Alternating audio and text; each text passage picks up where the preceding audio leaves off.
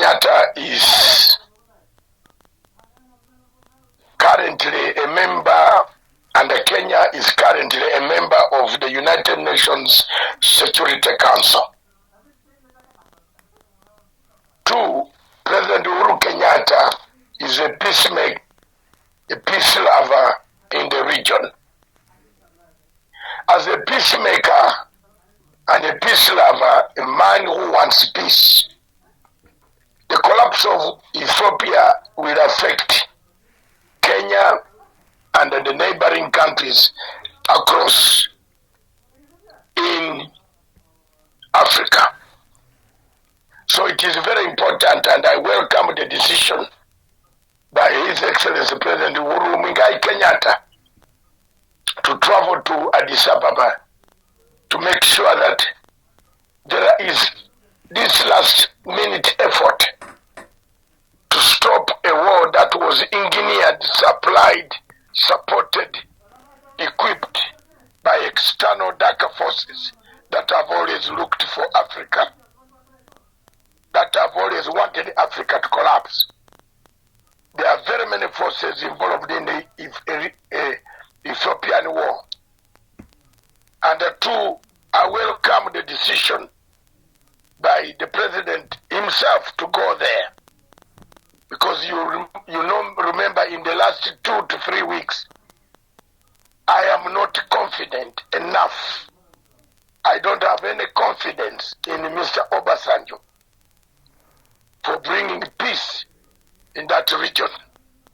Already the signs are beginning to show up that he will end up in the hands of those who want to dismember Ethiopia.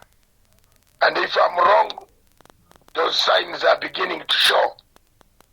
And that's why you can see the United States of America is also sending its top envoy to the region in Kenya, Nigeria, and Senegal. These are powerhouses that have influence on the African continent to find out how they can resolve and what it can do to get its opinion on the Security Council.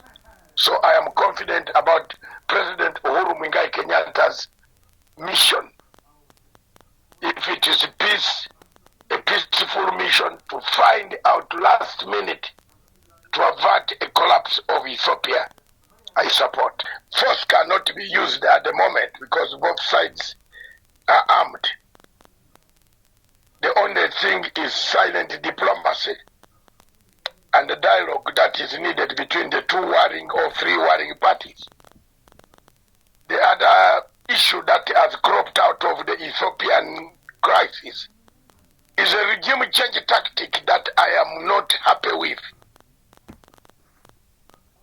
America seems to have imposed a regime change tactic on Ethiopia. And if we accept this as Africans and allow a regime to be changed by few people sitting down in Washington and saying they hate X, they hate Uhuru, or they hate President Suru, or they hate President Mnangagwa, or they hate President, then they sit down and say, we want him removed. And then go and form a transitional government or a caretaker government which is already in offing, getting opposition parties to form a government in exile. That type of regime change, I am not part and a parcel of it, and I'm not happy with what the Americans have done and what they are doing in dismembering of Ethiopia instead of helping Ethiopians. On one side, the Americans are talking of Obasanjo having done a good job to bring the parties on table, or try to bring the parties on table. And on the other side, when you open up the news agencies flashing all over the whole world, opposition leaders signing an agreement in Washington, what does it mean? What does it play? Are we here to watch a regime change, a replacement of a government by what they did? They have done these things in so many places. In Afghanistan, you saw what they did. In Iraq, you you saw what they did. In Libya, you saw what they did. Can I mention Syria? They tried to topple a government. It has caused a catastrophe, a very huge catastrophe in the Middle East.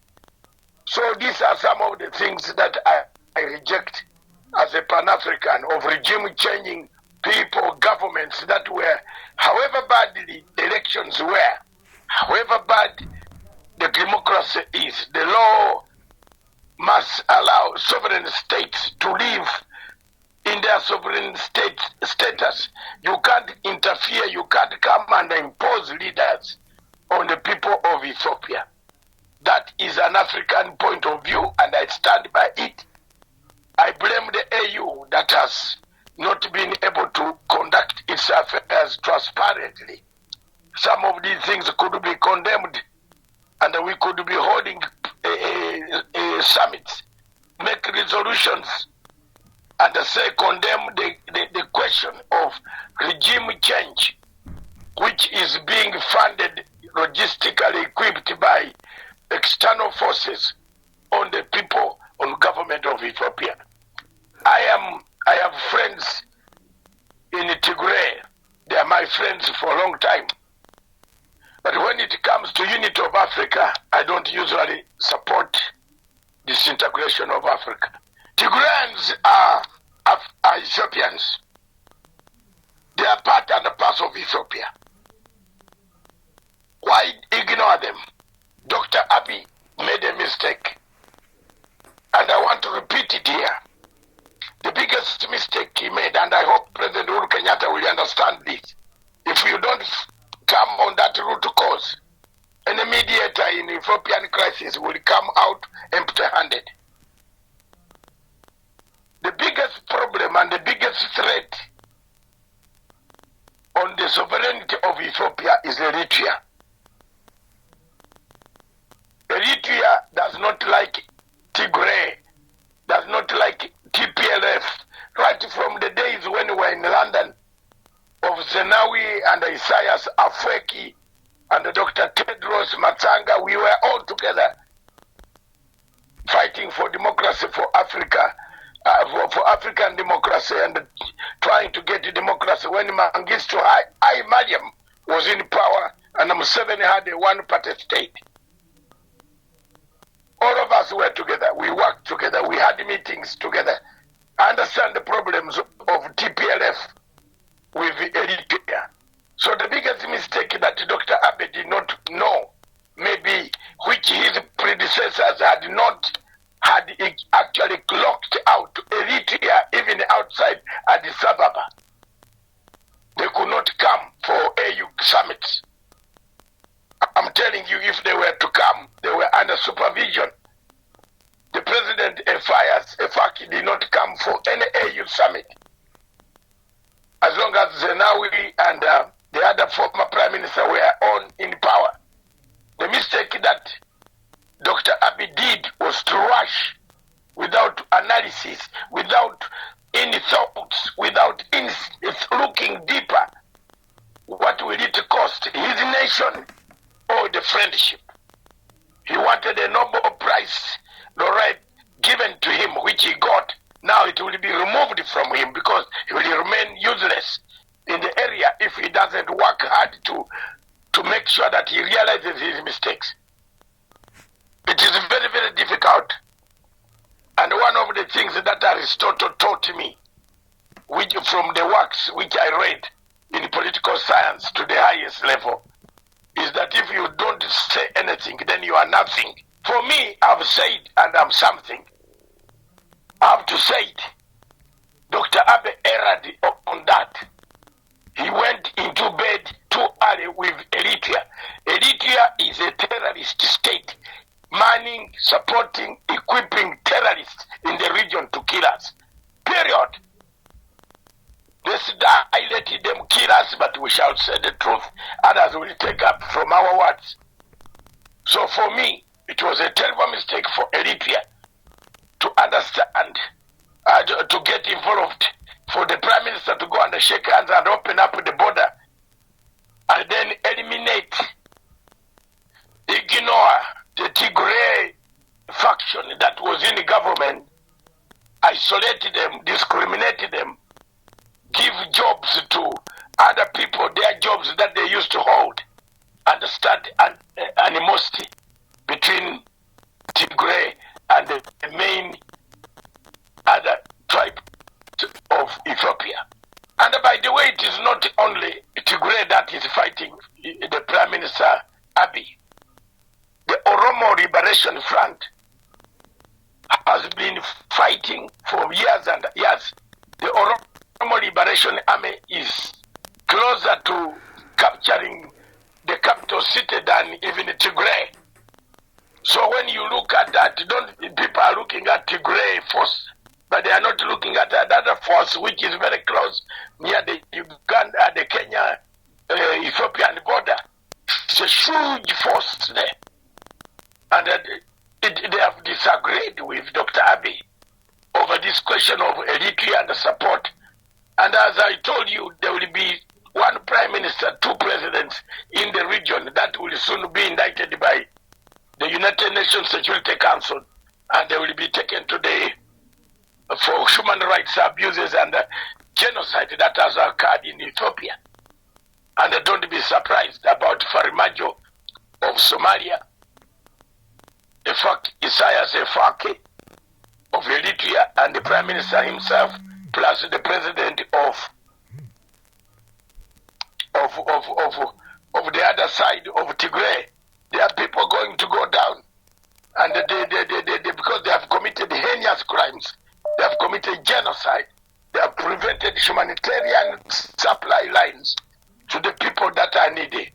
It is a very, very interesting scenario that we shall watch, and I pray that President Uhuru Kenyatta be able to resolve, to bring all these things on table and find a solution for them. But already the government in Ethiopia has said it can discuss with terrorists. So they have labeled Tigray and Oromo Liberation Army as terrorist groups.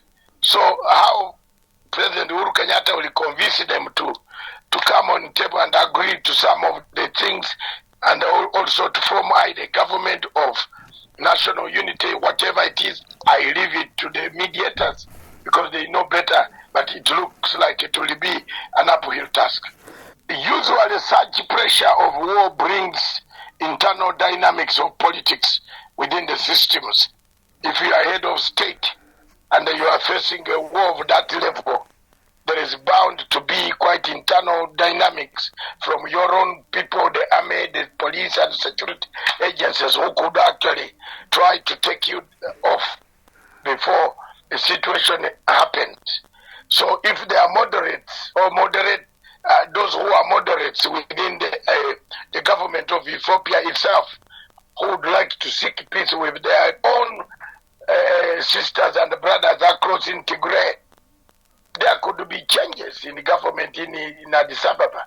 But the way I see it at the moment, I see a Yugoslavia of Africa breaking to pieces. That is the way, in my own assessment, Ethiopia is like a Yugoslavia going to break to pieces. The forces behind Tigray are huge, and they are not determined just to leave it stand there. It looks like we shall have a Yugoslavia where several states like Bosnia, Herzegovina, Serbia came out as a result of the breakup of Yugoslavia. It leaves us in an uncertainty. It leaves us in anxiety format. It leaves us in a state of a quandary state of ever thinking of a war coming closer to us.